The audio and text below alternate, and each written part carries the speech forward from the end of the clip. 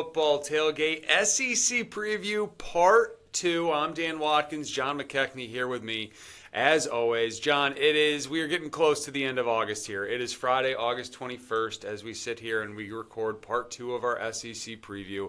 And man, I am excited. We are a little over a week away from Week 0, which has some interesting games next Saturday. And then, of course, everything fully kicks off in a couple of weeks with Week 1. But man, the SEC, we got a lot to talk about here. We talked about a ton in Part 1. Guys, go check that out on any of our feeds on YouTube, Apple Podcasts, Spotify, or so on at College Football Tailgate. But man, we got some really interesting teams. I feel like that can all you can make a case can win a national championship this year.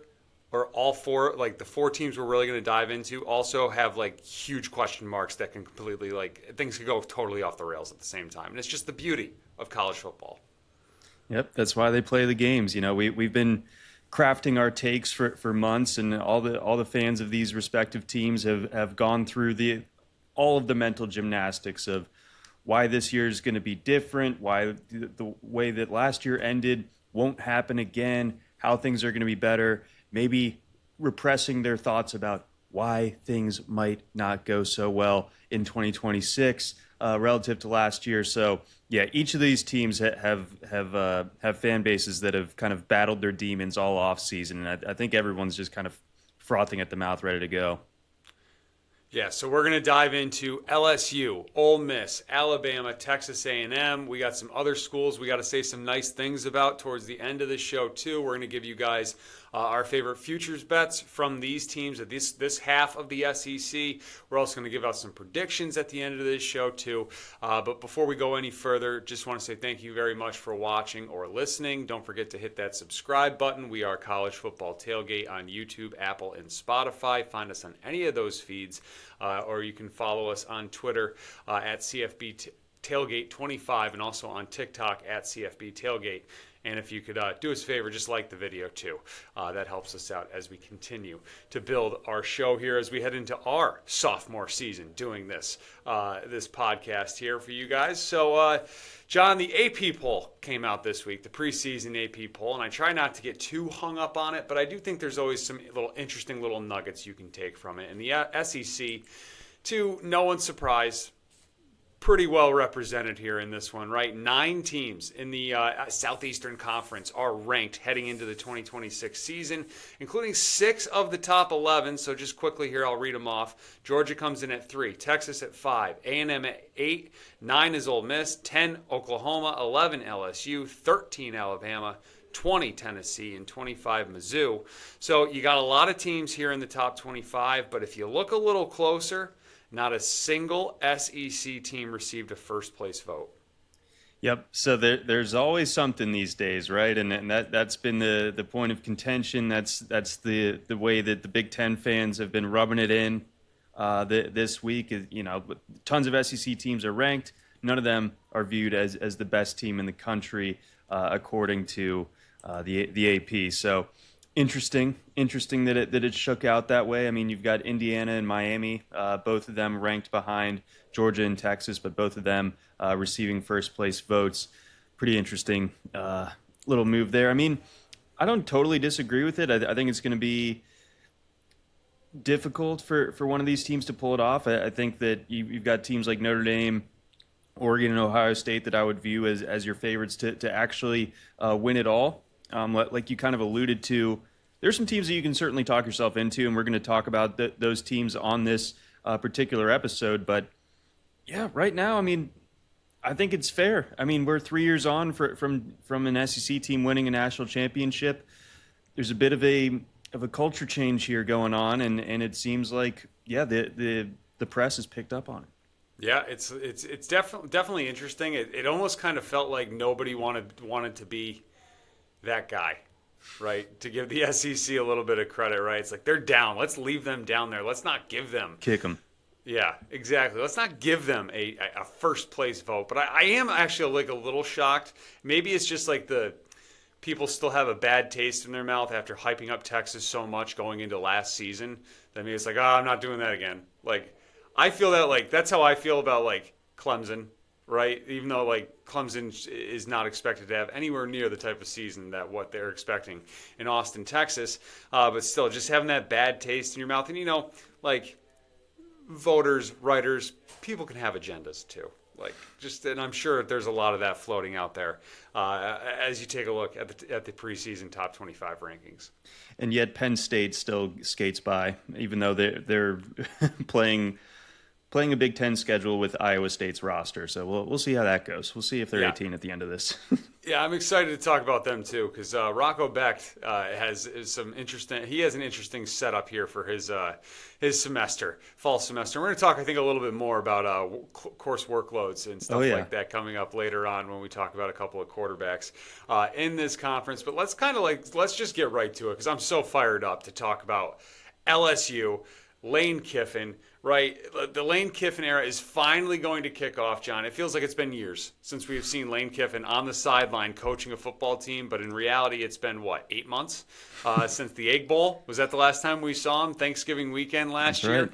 So he heads to LSU after all that entire in-season circus. That was, will he, won't he? How is LSU? Who's LSU going to pick as their next head coach to replace Brian Kelly? But anyways, the Lane Kiffin era is set to kick off in Baton Rouge in just a few weeks. He brings in a just total monster of a portal class, as Uncle Lane tends to do. I mean, we've been calling this guy the king of the portal for years now, so it should really be no surprise as he tries to rebuild this program and get LSU back to national contender status. And a lot of people think he's going to be able to do that. Just the big question is, how quickly can Lane do that? So he brings in 59 new players this season, including 43 transfers. So, John, I guess before we go into any of the numbers, right, how quickly do you think what's a realistic expectation? How quickly can he get this LSU program back to where they want to be? I think by next year we'll be talking about them as a national title contender. We'll obviously have to see what they're doing at quarterback, because we're kind of operating under the assumption that this will be a one-and-done year for Sam Leavitt there. But, you could also argue that with the way that NIL works, they could probably throw a pretty hefty bag at him if he's not getting the first-round grade. Yeah, I mean, this could be a Dante Moore situation, and in which case they very well could be like the favorites to win the national title going into next season. But this year, I think if you're an LSU fan, you have to have a standard of expectation that you're going to make the playoff. I think anything less than that is kind of a failure, kind of a rocky start for this team, because that means that you lost at least 3 games, if not more, in painful fashion. And, all of a sudden you're like, did we really hitch our wagon to this guy who has left, just utter ruin and wreckage in his wake every stop that he's been at? Is this going to be the pinnacle of like the Lane Kiffin circus? And did we sign up for this? So if they make the playoff, that goes away. I don't think that they're going to win a national title this year. I think it's kind of unrealistic to put that on them in year one, as much as we want to kind of like lop stuff onto Lane's plate. I think he's a great coach. I think he's like, just if you engineered like a modern day college football coach in a lab, like it'd probably look a little bit like Lane Kiffin. Like he just kind of gets it, in my opinion, and he knows how to play and play the media and rub people the wrong way and make his little jokes and everything. But he's very smart. He's very calculated. He knows what he's going to be doing. He's going to try to manage those expectations all year. I think they're going to get to the CFP, and I think that LSU fans will be feeling pretty happy about that. I don't think they're winning it all, but yeah, they'll be in there come late December. Yeah, I think a playoff berth is the baseline here, what you should be expecting with LSU this season. As you're talking about, I love Sam Leavitt. Love him making that move from Arizona State coming to LSU as he tries to come back from that foot surgery that he had in November. And also, John, like the thing that like jumped into my mind here, that crossed my mind, was basically for Sam Leavitt to have 2 seasons in Baton Rouge, LSU fans should be rooting for the Jets to have the number 2 pick again, like last year with the Dante Moore situation. But anyways, as we start to take a look at some of the numbers here with LSU, guys, the win total sitting at 8.5. Standard juice pretty much over or under, so that is right where they're pegged. We got them at plus 160 to make the college football playoff, plus 900 to win the SEC, and then 17 to 1 to win the national championship. This is going to be one of like the greatest like case studies of the portal era with everything that they have brought in. As I mentioned, close to over 40 transfers coming in here, over 60 new players on this LSU roster from a year ago. Excuse me, but still, Bill Connolly has them ranked 30th in returning production. They are 10th in preseason SP+. Some of the notable pieces on offense, we were just talking about Sam Leavitt, who was stellar for the Sun Devils a couple of years ago when they made their run to the college football playoff. Harlem Berry and Kadem Durham are back at running back. I think that's going to be huge for them as they're going to try to run the ball. We know Lane Kiffin's offenses, when they're at their best, can really run the football. Trey'Dez Green is an absolute freak and going to be a household name, I think, by the end of this season, if not sooner. Wide receiver room is completely new. I think he's brought in like 6 or 7 new receivers, including some guys over from Ole Miss. And then the offensive line, while they did bring in some nice pieces, including Jordan Seaton, getting him from Colorado, the best prospect in the portal or the best player in the transfer portal on the O-line. It feels like depth might be an issue there, and if you want to find something to really nitpick about LSU, I think the offensive line is where you would start. But I do feel pretty confident about this, John, that LSU won't be ranking 14th in the SEC in scoring again like they did a year ago, where they averaged under 23 points per game. Yeah, it was bad. I mean, they were, if you sort by yards per play, they were like 12th in the conference, something like that, like under 5 yards per play. Just really embarrassing stuff. And some of the preseason metrics, like FEI, Brian Fremo does an insanely good job with that stuff. He's only got them at 35 for their offense, in the greater landscape of college football. So he's rather cool on them. And I wonder if that does stem from the offensive line, because, as we talked about, like with Texas, it's like you got the stars, but like, have they played together? You're just kind of cobbling this together. That can be an issue, especially early in the season. I think that they'll still get past Clemson okay, but maybe it won't be the beatdown that everyone's kind of anticipating. I've been thinking about that game a little bit for our week 1 bets. And yeah, I mean, as far as like that depth chart goes, you're not impressed by the receiver room, and you're not impressed by the running back room, but you kind of also have to have that perspective where it's like Lane has been a kingmaker, especially with his running backs over the years. Like you go back to like FAU with Devin Singletary, you look at Quinshon Judkins early in his career at Ole Miss, kind of coming out of nowhere and being a stud right away in Oxford, and then of course Kawan Lacey last year. Maybe he's going to find like his next guy, and he usually is able to identify that workhorse and really get it going. They did bring in Dylan Jones from Wisconsin. Maybe he's going to be that lead back that takes them back to where they should be as far as pounding the rock.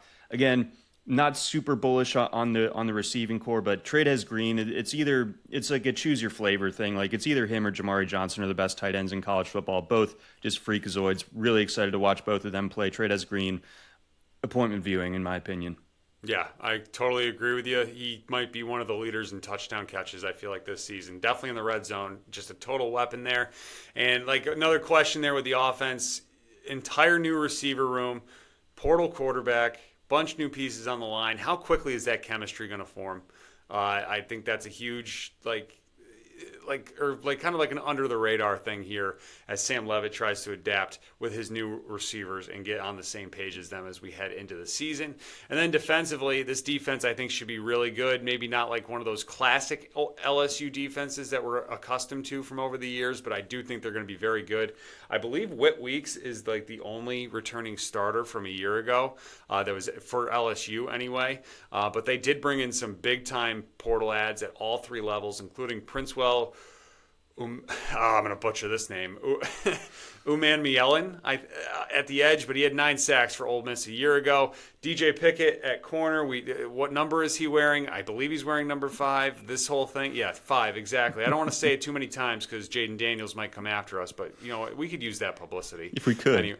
Yeah, exactly. So I think this defense is going to be good. I think LSU is going to be. I'm very high on this LSU team. Like I think they're going to be very good, and defensively they should be rock solid as they typically are. Yeah, it's funny. Like as we talk through them, I come away being like, this could be a little rocky, but ultimately, I trust Lane Kiffin to get his system going. Like he can take that show on the road and get things fired up really quickly. So even if I'm not blown away by what I'm seeing as far as like the offensive side of the ball, Sam Levitt notwithstanding, I think that they're gonna find that way. Like he's just such an excellent schemer, and they have like enough like requisite baseline talent to really get it going. Sam Levitt, I've just been like chewing on this one for a while. I think he's the first looks maxing quarterback, and I think it's fascinating to see how this is all going to go. Like I'm kind of surprised that we haven't seen a Sam Levitt clavicular collab just yet, but I wouldn't be surprised if we see one sometime this season. That wouldn't be surprising. So let's take a look at LSU's schedule here. We got a win total, guys, sitting at 8.5. Standard juice either way, but John was just talking about the kickoff game there against Clemson on Saturday, September 5th. Clemson beat LSU, right, last year, but that was more of a Brian Kelly thing, we think. Wait, no, LSU got out of there with the win. Or LSU won that game. Yeah, it was like 10-7, right? The game it was total heinous. Like we were looking forward to that game all day, all off season. It was like, that's right. This is boring. Yeah, so Clemson looking for a little revenge, I should say, as they head into Death Valley there. The real Death Valley, that is, because LSU has taken those rights. But you look at it, John, right, you got that game at Ole Miss, Week 3, on September 19th. And then right after that, Texas A&M comes to town, where they play this again this year. You got trips to Auburn later on, trips to Tennessee later on, and then you got that back-to-back, like, just slugfest with Alabama and Texas at the beginning of November. Look, you got some brutal stretches here, but I still think LSU is getting to 9 wins this season. Well, 9 wins, you're kind of like leaving it up to the playoff gods. So maybe I have to walk back my thinking that they're going to make the CFP this year, because I don't know. We've talked it through. You get 3 losses. I mean, it is going to be hard to go 10-2 with this schedule. I mean, it is. Like even if like the Clemson game is a solid, initial litmus test right off the rip, but that game at Ole Miss, I think, is going to tell us a lot about both of those teams. That's one of the most important games that I think we're going to see this season. Like, it's going to be one of those ones where we look back at the end of the season and be like, oh, yeah, that was like a huge inflection point that told us exactly who LSU was going to be, who Ole Miss was going to be this season. Yeah, and then that stretch of Bama, Texas, and Tennessee, I mean, you got to go at least 2-1 in that stretch. And if you do that, then I think you're talking playoff pretty soundly. And if they're a 9-win team with like a lot of quality wins, yeah, they'll be like that team that's just kind of nervously like sweating it out on Selection Sunday. But I think right now 9 sounds about right to me, Dan. Yeah, I like that too. That's why I'm on the over 8.5 for LSU. And this very well could be the first season that we get a three-loss team in the college football playoff. LSU could certainly be that team. Would not surprise me whatsoever. But I will say this, though, about their schedule. We've talked about a lot of different teams so far, John, as we're doing these previews, that like they have like those like little ramp ups, right, where they don't need to be fully firing on all cylinders as we kick the season off. That's not the case for LSU. This might be the most brutal September schedule in all of college football here, between Clemson in Week 1, and then you got games at Ole Miss and then Texas A&M to close out the month. Yeah, unfortunately, the way that the college game has gone, having the toughest September schedule doesn't mean as much as it used to. But even still, having a legit game against a Power 4 team to start your season, and then a road trip to Oxford, where, I mean, I think that like the National Guard is going to have to be called in for that game. Like, my God, I've rubbed elbows with both of those fan bases on their home turf over the course of my lifetime, and those guys just love to fight and they love to get crazy. And I think mixing both of them is like a true like mixing gasoline and fire type of situation. And Oxford is not big enough for the both of them. I can tell you that much. Well, let's start talking about Ole Miss. here, right? Like, it's hard to say, like, I should say, it's funny to say a school is coming off one of the best seasons in program history when their head coach left them at the end of the regular season, and they had needed an interim head coach who was named the full-time head coach without ever coaching a game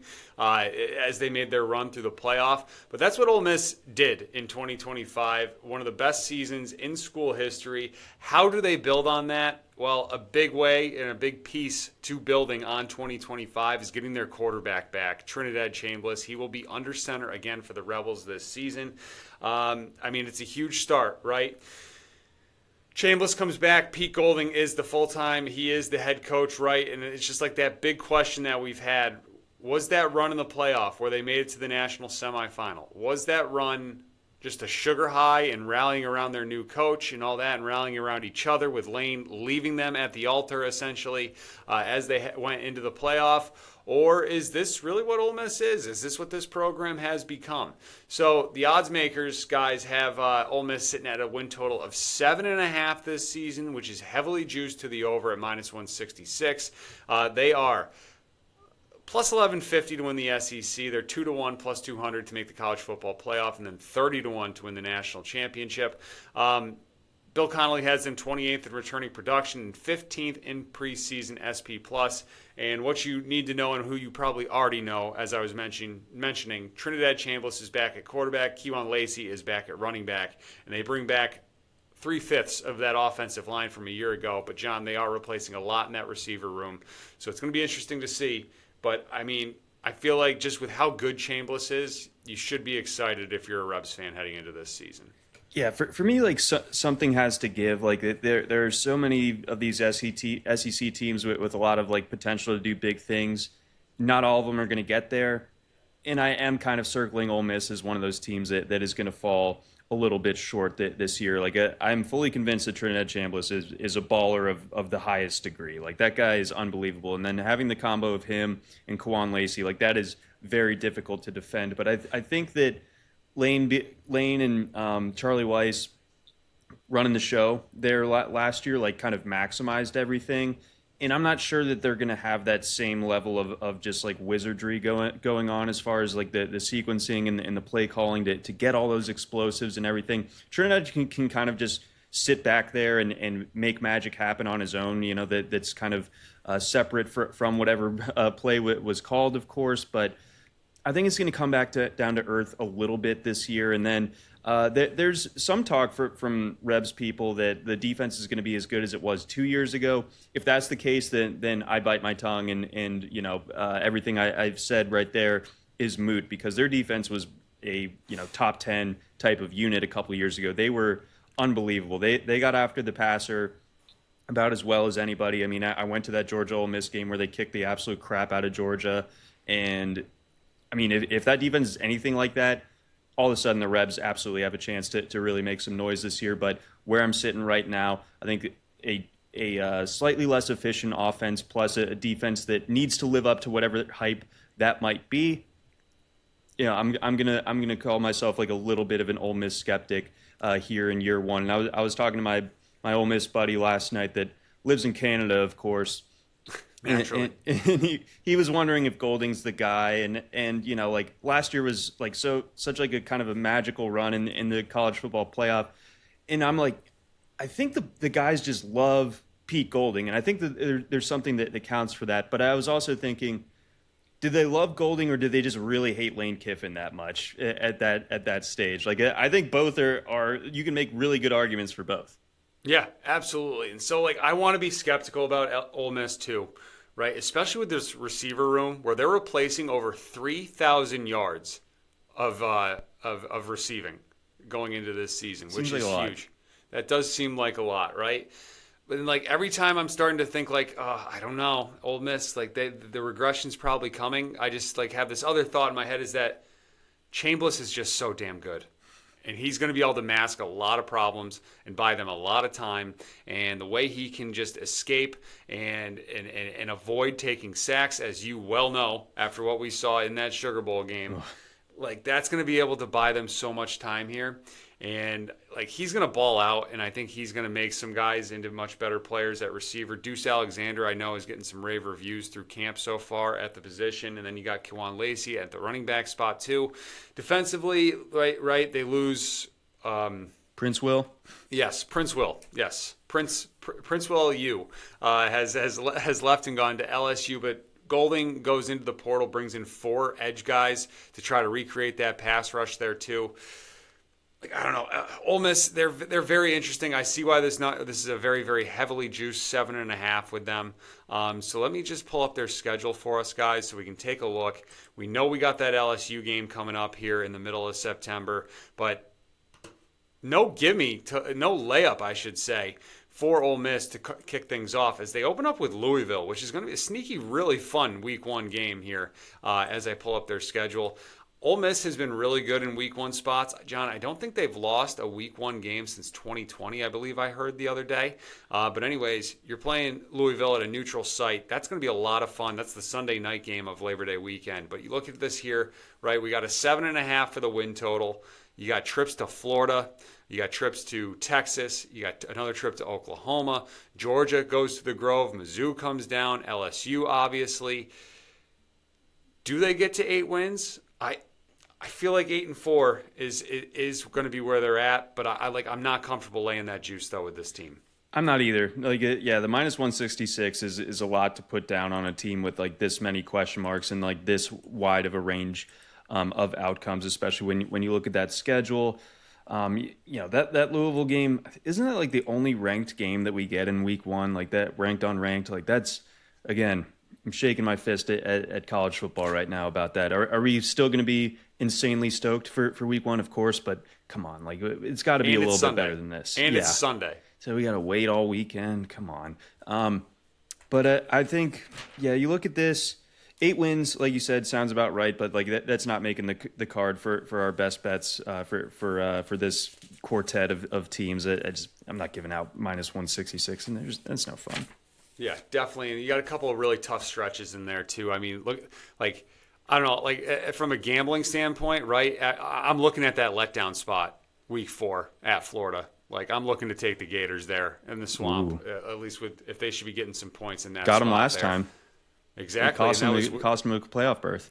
Sure did. That game, I still think about that game from time to time and how that one ended, and that was just brutal all around. But Ole Miss is one of the teams in this conference that they are trying to build upon 2025 and show that they're legit and that this is the new era that they've entered and that this is what we should expect from them as a program going forward. And the next team we're going to talk about is kind of in that same boat. A lot of similarities, actually, as you kind of think about it. And I'm talking about Texas A&M, the Aggies. They enter this season also trying to get back to the college football playoff. They are trying to get back and host another playoff game or potentially have that bye. They return their quarterback in Marcel Reed. Mike Elko has done wonders, God's work, if you will, and what he has been able to do with the Aggies in his first 2 seasons down there in College Station. They are 15th in returning production, according to Bill Connolly, 9th in preseason SP+. Mike Elko, John, like what he has done to make the Jimbo Fisher era a distant memory is nothing short of incredible. So you got a win total of 8.5 for the Aggies, even money to the over, minus 120 to the under. They're 12-1 to win the SEC, plus 154 to get back to the college football playoff, or 25-1 to win the national championship. But my question is, was last season legit and a sign of what A&M is going forward? Or did they make the most of their schedule and then kind of get exposed at the end of the year when they lost to Texas and then Miami in the playoff? Yeah, so this is where I can see the TikTok comments. Like I can read them in my head already. There's going to be a lot of I'm bookmarking this. I like A&M under 8.5, and I wouldn't even I wouldn't be too mad about putting in for under 7.5 this year. I'm not a huge Marcel Reed guy. I think it's a really big deal that they lost Casey Concepcion as well. Like I know Mario Craver's a lot of fun. He's not a guy you can build your offense around. You have your offense built, and then you throw the kill shots to Mario Craver. So they're going to need Isaiah Horton to really be a big deal for that offense. Be that kind of chain moving guy in the intermediate part of the passing game. Reed, I feel like, yeah, we saw towards the end of the year last year, and I do think that, like, calling teams frauds is like a little bit too binary. It's like if you didn't win the national championship, you're a fraud. It's like A&M was very good last year. Like let's make no bones about that. I don't care about their schedule. Like I was largely impressed by them, but almost like more than losing to Texas there at the end, it's like, how are you down 30 points at home to South Carolina? Like, I know they came back and won that game, but that's an all-time pants pooping by South Carolina. Like, it takes two to tango. Like, A&M did their part to get themselves back in that game, but how do you get down by 30 points at home to freaking Shane Beamer? Like, you can't do that. So I think that at once Elko has this program pointed in the right direction. I think this year will be a bit of a comeback to earth year for the Aggies. I do think, you're looking long term. You're looking the next 3 to 5 years. Like, is A&M going to be a potential SEC champion, a team that is playing for a national championship? No, that wouldn't surprise me at all. This year, though, I would be. Yeah, so I wanted to ask you and get your temperature check on Marcel Reed, but I think I got a pretty good idea where you're at. So Marcel Reed, guys, last season throws for over 3,100 yards, 25 touchdowns, rushes for close to 500, picks up another 6 touchdowns with his legs. But the turnovers were a huge deal. They were a big problem. 12 picks, 4 fumbles. You got to see him take care of the ball better this season if A&M wants to get back to the college football playoff and possibly even go further. Because, well, you can really kind of point at him, right, for why they lost those last couple of games. He did not play well against Miami in the playoff. He did not play well against Texas at the end of the regular season. Now, I've been laughing at some of the reports from spring camp where it's like, well, the first 6 practices, he didn't turn the ball over. It's like, okay, great. Yeah, but that's just one of those more. like if it, on the NFL side, like keeping track of like training camp stats or whatever, it's like, are we really doing this? You almost argue the inverse. It's like, I kind of want Marcel Reed to not be doing the whole caretaker thing in fall camp when you're ironing out the wrinkles. Like, take some chances, my man. Like, throw a pick. Go get him out now. Get him out now before the season starts. That's the other thing too. That's right. Like, is he going to be too hesitant where now he's not making some of those big plays where we saw him make? Like, he can be brilliant at times. He's I don't want to call him a frustrating player, but it's like there's always like, you're just like, he can make some big time highlight plays, but then you're just like waiting for the other shoe to drop where the big turnovers coming at the same time. So that's my issue with him, and I'm a little bit again, concerned about him. I do wonder if like their run game will kind of get back on track. It feels like it's been a little while since we saw them, really just eviscerating teams on the ground. Like, you go back to like the Devin Achane days, and it's like like those A&M teams were a lot of fun. I don't think that Reuben Owens is that guy, but I have my eye on this kid, KJ Edwards, who's a freshman running back, 97 rating on 247, and he was the number 3 running back in the class, top 50 overall player. He could be like a little bit of like that out of nowhere spark that A&M really needs to keep this offense afloat. Yeah, and then on the offensive line, the center, Mark Nabu Jr., is the only returning player from a year ago, but they do bring in 4 transfers on the O-line with significant SEC starting experience, so that is always a good thing, too, as those guys try to gel. You got a new offensive coordinator as well there for the Aggies, but when I try to figure out how I view this team and where I feel like regression is coming, John, is on the defensive side of the ball. Okay, this was the best third down defense in college football from a year ago. They were 4th in college football in sacks. They were 3rd in the SEC in pass defense, even though they had just 3 interceptions last season, which is wild to think about. But the loss of Cassius Howell to the NFL is huge. I just think the defense is not going to be as good and as clutch as they were a year ago. They're replacing a ton in the front 7. They allowed just over 300 yards per game. We'll get to their schedule in a minute. This schedule is really tough. I don't think this defense is going to be as good as they were a year ago. And it's been 30 years, guys, since Texas A&M has had back-to-back 10-win seasons. I think that drought might continue a little further. I think it will, too. I think Elko will snap that drought eventually, but this is not the it's 2-year tough because, like, window. I love Mike Elko. Yeah. I love Mike Elko. But I am not – yeah, I'm with you. I'm not seeing it. Let's see that schedule here. So I feel like I'm less crazy for being this down on A&M. Yeah, let me pull that up. Obviously, so we talk about teams with the ramp up. They do have a cupcake in Missouri State to open things up. But then you get Arizona State and College Station. That's going to be interesting. Week 2, that's a noon kickoff. As I pull up the schedule here for you guys, we start to take a look. Then they get Kentucky, and then we were talking about this one, right? They go at LSU. Later on at the end of September, you have a trip at Missouri. But, man, the way this thing ends, once you get to October 24th, man, if you got an A&M win total ticket to the over, you better hope you're real close to cashing by the time you get to the end of October. You got trips to Tuscaloosa, at South Carolina. Tennessee comes to College Station, but you have to go to Oklahoma. And then, of course, you end the season against Texas there on Thanksgiving weekend. This thing is tough, John. I guess 8.5 feels super sharp. And, I guess I'd lean under, but I'm not touching this number. I'm going under. I wrote about this in the VSiN college football betting guide. This was the one win total that I gave out in that one. I'm sticking to my guns here. I'm saying that A&M picks up at least 4, if not 5 losses. That could be a really brutal end of the season. I feel like South Carolina is live to pick off at least one big dog this year, especially at home. Sure. So that's potentially a trouble spot for them. We're going to get to Alabama here in a second, and then what I was saying about LSU earlier. If they go into Oxford and win that game, then I'm, whatever the antithesis of a letdown game would be after that. I think that LSU will be okay, that's our launching point. We're ready to go now. We're legit. A&M has to go into Death Valley. I think that could be a house of horrors for Texas A&M. So again, I like under 8.5. I even like under 7.5 if you feel a little froggy. Wow. Look at that. Stick to your guns. I like it. I absolutely like it. I like the take.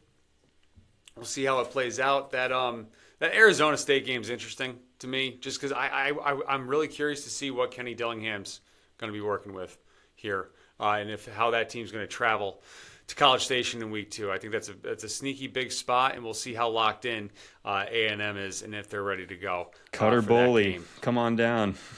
It's going to be interesting.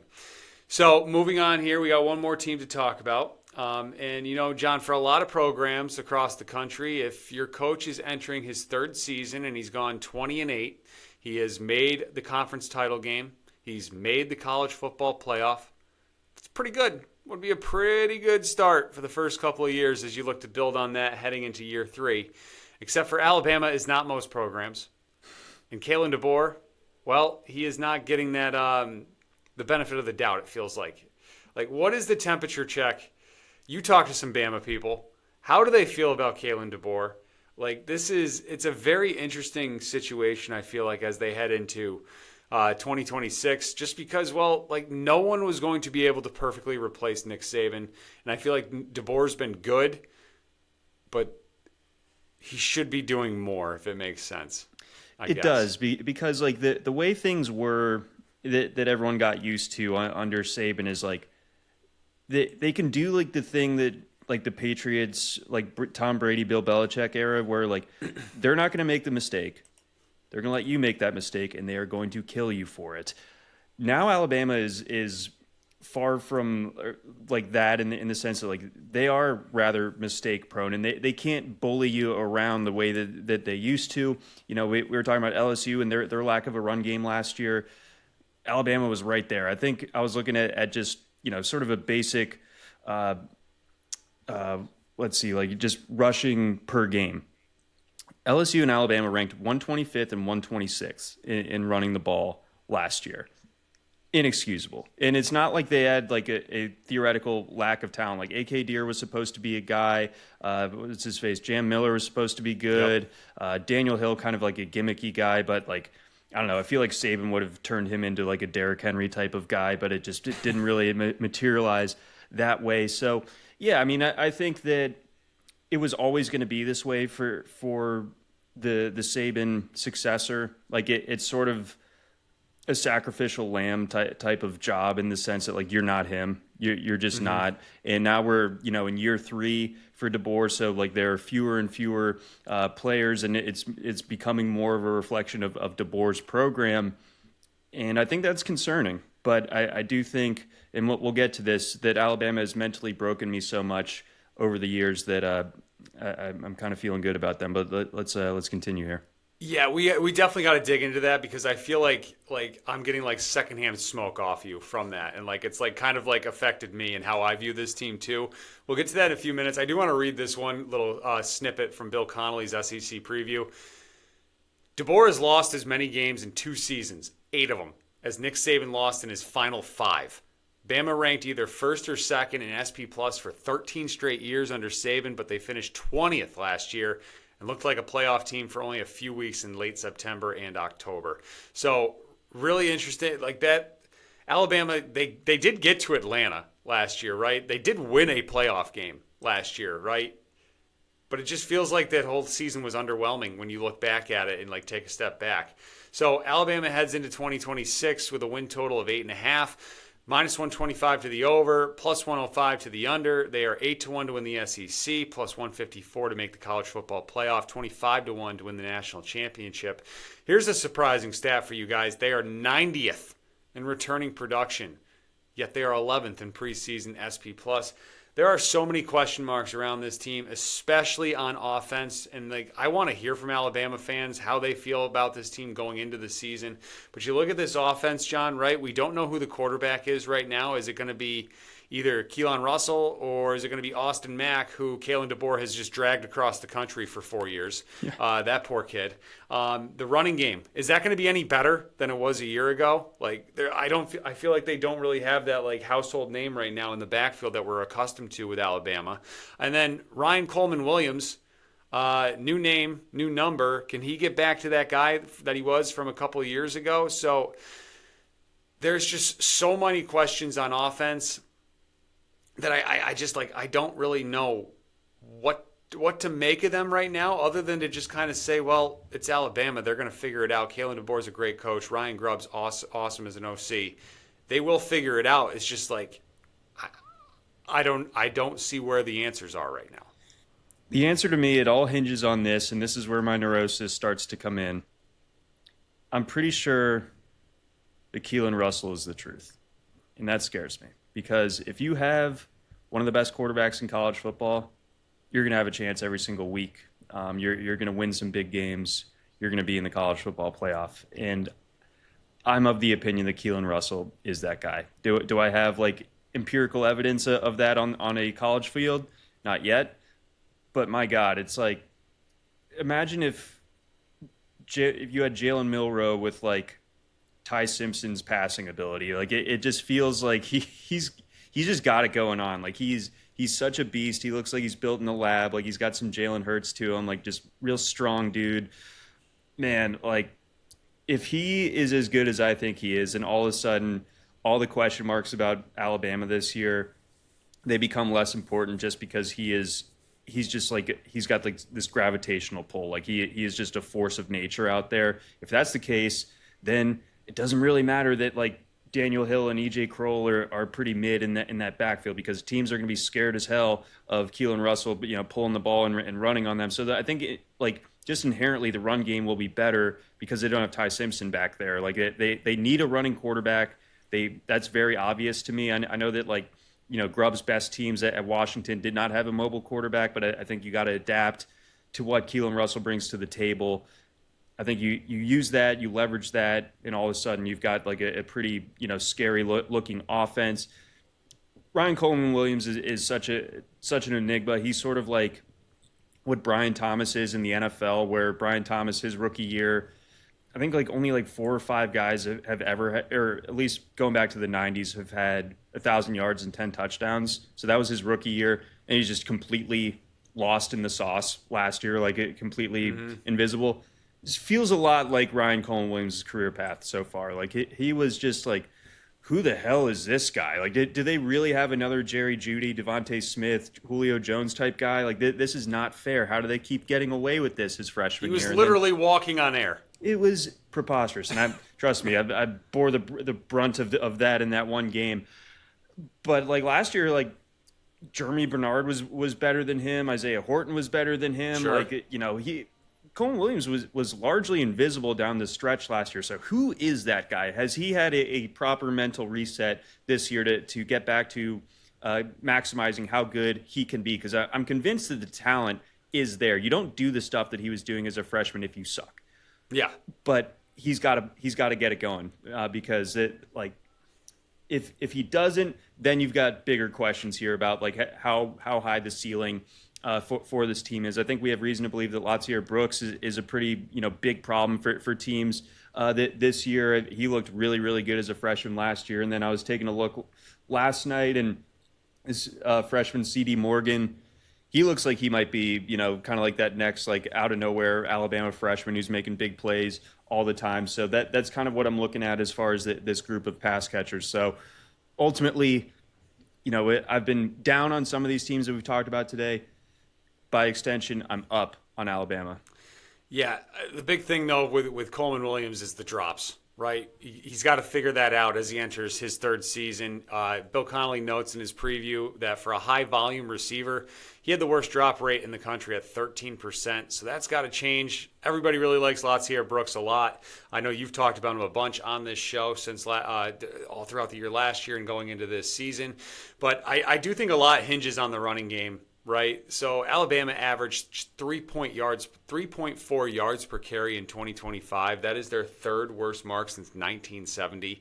They got to get that figured out, John. And as you know, and as you kind of been hinting at, right, a mobile quarterback would do wonders for that. But still, they got to figure that out because it just felt like a lot of times last season, everything was just kind of put on Ty Simpson's shoulders. And there were a few times where he came through, and then there were other times where, well, he just kind of went down with the ship there. So they got to figure that out on offense. I do think this defense is going to be pretty good, right? They were the best pass defense in the SEC a year ago. It seems like they got a lot of pieces coming back, especially in the secondary. You got a couple of nice pieces on the edge. Cade Womack's a good defensive coordinator. They're going to be able to coach this thing up. They were fourth in scoring defense a year ago, at allowing under 20 points per game. So I do think Alabama's defense is going to allow that offense some time to figure things out. And then as we kind of like start to look at their schedule here, they have time. They have a ramp up before that Georgia game, right, where they're going to have like 4 or 5 games where we're going to get to see Alabama just start to click. Well, they need to start to click by that point. Obviously, you got the Florida State revenge game coming up in the middle of September, which still just feels ridiculous to say. But East Carolina, a trip to Kentucky, FSU. Then you got South Carolina and Tuscaloosa, a trip down there to Starkville, and then that Georgia game when the schedule really ramps up, and you got that meat of that schedule there in the middle of October and into early November. So the Alabama mystique, clip this, whatever thing we're using for clipping, clip this. If Alabama loses to Georgia, they're dead. It's over. Alabama is not dead until they lose to Georgia at home. That will be the sign. That will tell us if it's really not going to work or if it is with Kalen DeBoer. They haven't lost to Georgia since Matthew Stafford was at Georgia in 2007.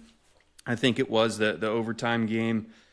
They've had a lot of wins over the Dogs over the years, and even in games where Georgia theoretically had the edge, like the games that Georgia should have beaten them on paper, Alabama has found a way. If Alabama, like last year, for example, or the 2023 SEC championship game, or the Ryan Coleman Williams game in 24, if they lose that game, all of a sudden, I think Alabama is in big, big trouble. Not just for this year, but I think like moving forward as a program, like all of a sudden, like, yeah, like the Saban stuff is totally over. Now you're back with the plebeians, and you got to figure your way out to reestablish yourself as Alabama. Yeah, look, I like the over too. Like I just think they're going to figure it out, right? And you got that 4-game stretch in the middle with Georgia, at Tennessee, home A&M, and then at LSU. I feel like they're going to go 2-2 there. and I feel like they win all the rest of their games. So that puts me at 10-2, and I'm cashing that ticket with ease. Like, I'm even like starting to think, like, do I just like go after like Alabama just to reach the SEC championship game again, which I think is like sitting on DraftKings at like 3 or 4 to 1 right now, which I think is a pretty decent future. Might have to give that out. I'm not sure. We'll come back to that, but like I don't know. I kind of have this blind trust in them that they're going to figure it out, and I do like Kalen DeBoer as a coach. We'll see what the quarterback looks like. There's a lot of pieces here to work with. Obviously, Alabama's always super talented. I feel like they figured this thing out, and they continue to be at least a 9-win team here in 2026. Yeah, what I just did there was the ultimate emotional hedge. Like, I just killed them if Georgia beats them, but I also laid out a huge construct in which, no, Alabama's absolutely going to beat Georgia. So, like, either way, I look like I got it right. So that was textbook stuff. But good. Yeah, ultimately, I'm all over this Alabama team. I think I'm in. I'm in for them to make the SEC championship game. I don't hate them as a bet to just win the damn thing. I think it's like 8-1, 9-1. I think that's a totally fine ticket. I think especially relative to the odds that you're getting for Georgia or Texas, I definitely like Alabama at those longer odds. I think that they could be right there. I think they're a 10-2 team waiting to happen. I think Keelan Russell is about to just really turn some heads here. So I'm riding with that. And all the other questions that we've kind of built up about Alabama over these last 2 years, they kind of go by the wayside just because Russell's such a difference maker. Yep, I'm feeling pretty strongly the same way that you are there about the Crimson Tide, which is a little scary. You never like too much groupthink, but anyways, let's kind of wrap things up with a little rapid fire, little quick hits. Let's say some nice things about some of these other schools that we have not gotten to on our SEC preview, John. So let's start with South Carolina. What do you got on the Gamecocks? This is their sweet spot.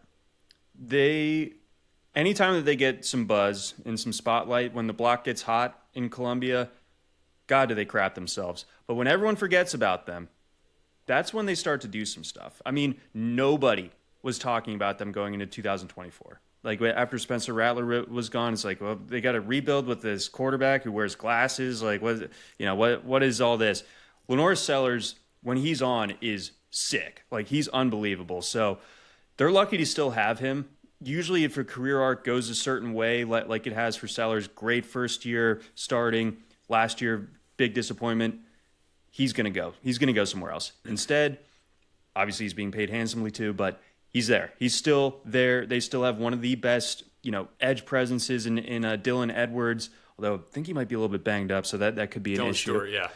So I know this is supposed to be quick, but like when it comes to South Carolina, my main point is when people forget about them, that's when they start to do some stuff. And I have them circled as like the giant killer of the SEC this year. Like, I sort of like painted Auburn like that last year, and it obviously didn't work out quite that way. But I think with all the big games on South Carolina's schedule this year, they're going to get at least one where it's like, oh damn, like the other team that had this in Sharpie as a win is now having an existential crisis.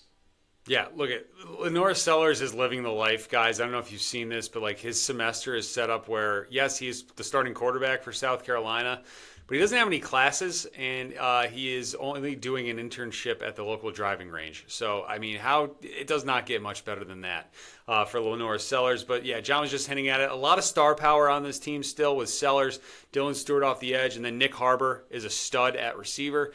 I like the Kendall Briles addition to offensive coordinator. Maybe he can help figure out those offensive line issues that they had from a year ago.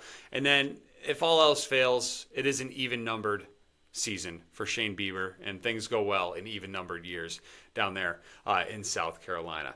All right, how about Mississippi State? What do you got on the Bulldogs? I got 2 words for you, Kamario Taylor. I got 2 more words, Fluff Bothwell.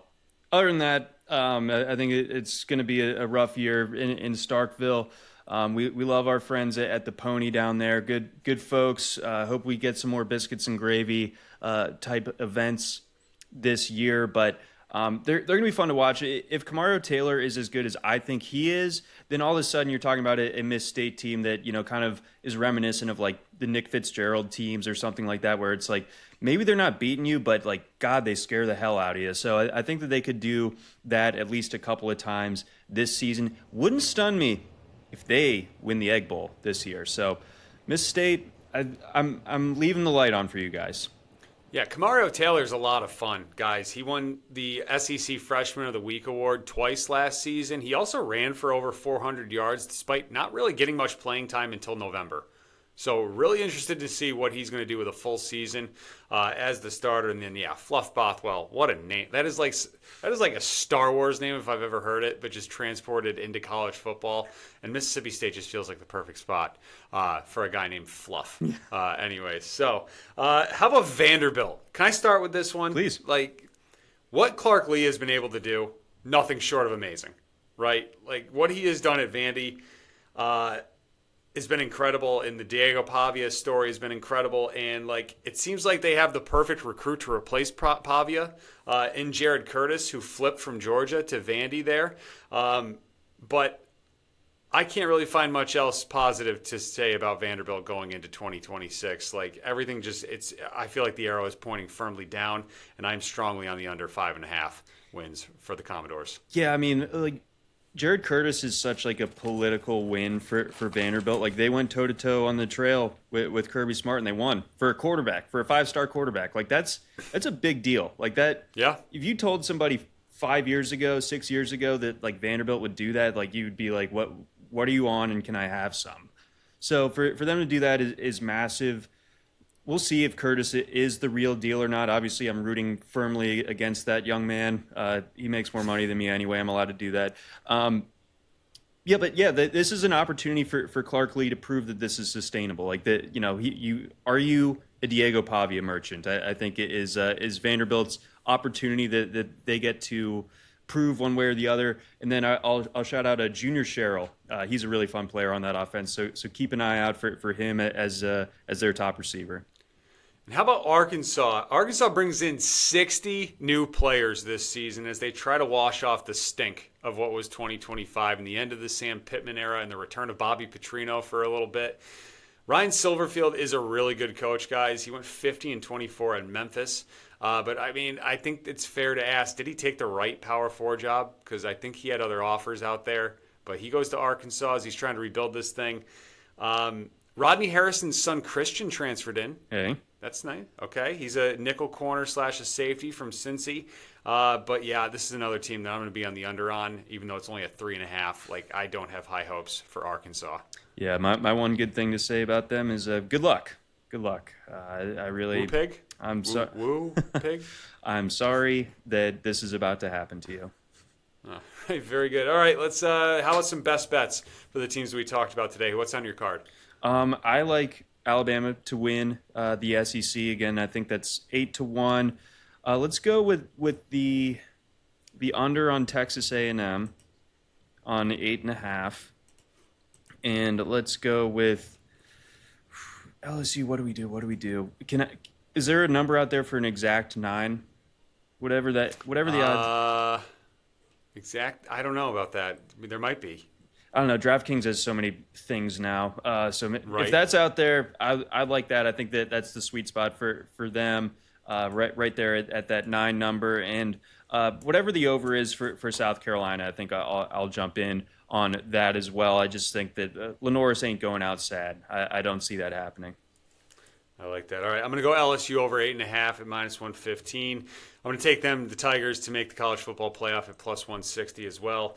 Give me Alabama over 8.5. A little juicy at -125. I just think they figure it out, and I think as they figure it out, they do at least get back to Atlanta again.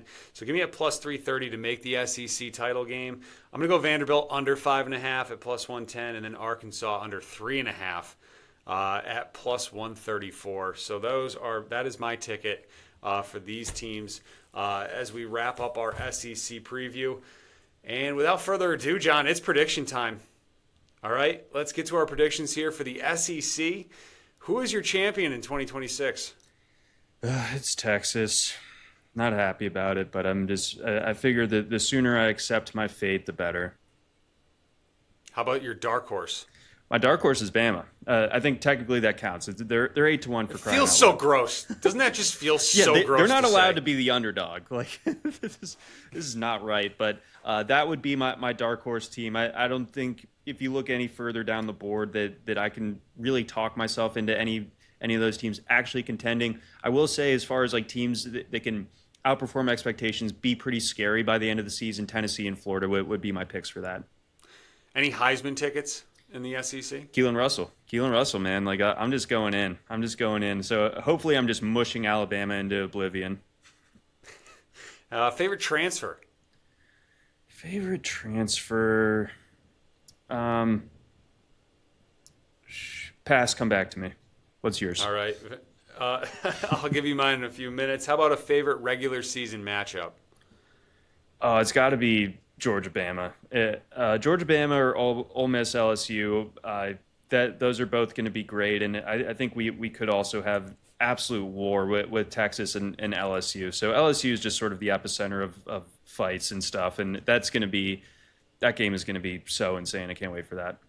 And then who's going to be the biggest disappointment in the SEC in 2026? Aggies, I'm looking at you. Sorry. I really have no axe to grind with the Aggies. Georgia's only played Texas A&M once since they've joined the conference. That was in 2019. I went to that game in the rain. Jake Fromm, Kellen Mond, one of the worst games I've ever seen. Yeah, A&M's fallen flat. Ole Miss second on the podium there. They take silver for the second biggest disappointment. Very good. All right. For me, I got to go with Georgia to win the SEC. They're the only team that I feel strongly that they're going to be in Atlanta.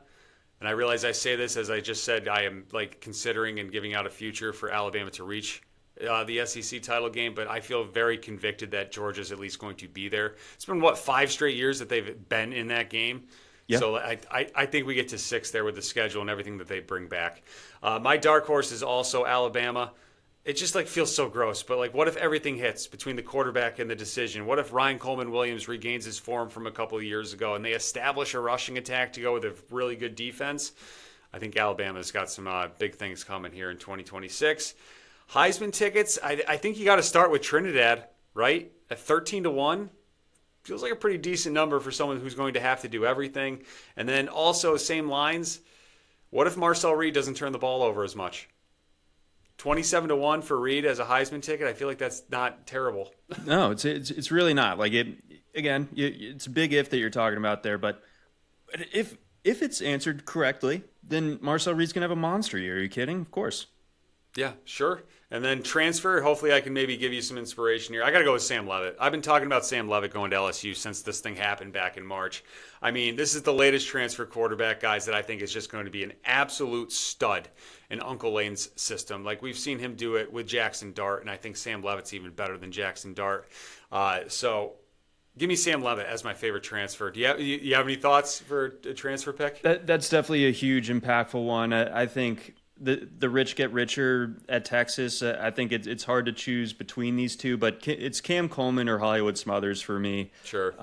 Smothers, I think, at one point committed to go to Alabama, and then Texas is like, actually, here's some more money. And he's like, all right, yeah, that sounds good. So both of those guys, hard to think of two better ones. And then sneaky one, we didn't really talk much about Mizzou on these, but I mean, Austin Simmons did win the job at Ole Miss last year. He was supposed to be the guy after Jackson Dart hurt his ankle, gets Wally pipped. I'm keeping an eye on Austin Simmons. I think he could do something there at Mizzou. I kind of thought you were going to throw out Byron Brown here in this one, but he's going to be fun. I look forward to seeing him play. Very good. Regular season matchups, I got 3 of them. You got to start with LSU at Ole Miss in September. That is like the matchup of the season, I feel like, going into that one. I got Georgia-Bama circled. And then I also got in November, Texas at LSU, November 14th. That's going to be a fun one that night, too, in Death Valley. And then my biggest disappointment, I was talking about this, I'm just skeptical of everything that's going on in Knoxville right now at the quarterback position. I think Tennessee is going to be the biggest disappointment this year. And my honorable mention is Texas A&M. Love that. And, wouldn't hurt me to see Tennessee have a rough year with their grown-up Bobby Hill head coach. And then one other game, speaking of Tennessee, Alabama, Tennessee, both wearing colors for their matchup. Yeah, I saw that. I need to calm down. That's going to be great. Third Saturday in October. Yeah, that is going to be awesome. I love that. Both teams getting to wear their home jerseys. All right, guys, I think that's going to do it for us for our SEC preview. Make sure you're subscribed to the channel. Thank you very much for watching or listening. John, any parting words or thoughts on the SEC before we head into Big Ten country next week? Thanks, everybody, for listening to my therapy session about Alabama and what they've done to me. Go Dogs. Very good. All right, guys, we'll talk to you.